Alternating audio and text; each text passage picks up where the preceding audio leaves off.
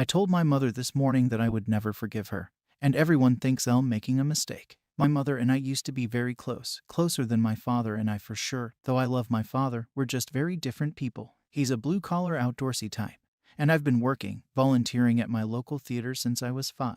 My mother always loved the theater, and we bonded over that love, along with a love for cinema, whereas my dad only ever watches National Geographic on the cable that he still has LOL. Not to say that my father was unsupportive, just that he was different. My parents got a divorce when I was 17.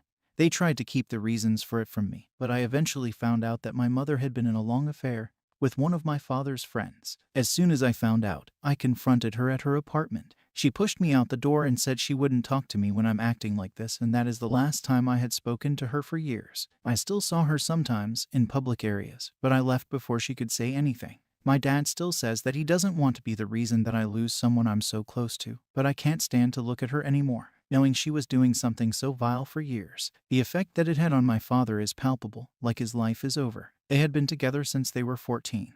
And my father used to tell the story all the time that he knew even then that she was the only one for him, that they were soulmates. I used to wish I could find a love like that. And now I know it was always half a lie. Today she came to my work and demanded to know when we were going to work past this, to know when we can make things what they used to be. As I walked her out of the building for a private moment, I got incredibly angry and asked her when she was going to uncheat on my father. She insisted that we could work through this, and that what happened didn't affect me, to which I laughed and said, unlike you, I am affected by people I love being in pain. We kept going like that, until I eventually went off on her that we would never be reconciling because I don't want someone of such low class and character in my life. She didn't take it well, to put it frankly, and when I went back inside she was still sobbing in her car. Part of me feels bad, but the rest of me feels that maybe now she understands that she fucked up. My dad and friends are upset with me and say that I shouldn't push her away for my own sake, but she's a collection of painful memories now, and she had her chance to tell her side. She didn't want it.